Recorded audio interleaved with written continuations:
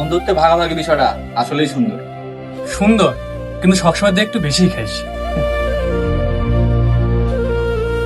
আদাব বন্ধুরা। আরে সুজয় কুমার, আরে বন্ধু,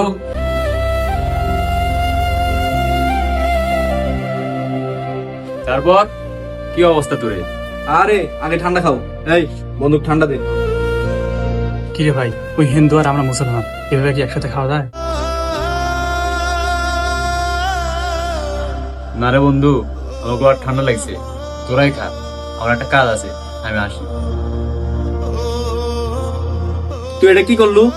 বন্ধু মুসলমান হোক বা হিন্দু, বন্ধু তো বন্ধুই। জরুরি মুহূর্তে রক্তের প্রয়োজনে আমার ধর্মের পরিচয় লাগে না।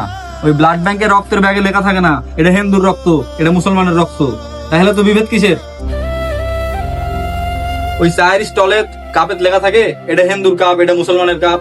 আমরা তো সবাই একই কাপের চা খাই।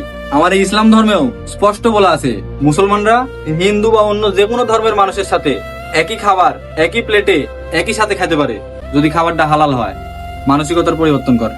I was running far away. Would I run off the world someday?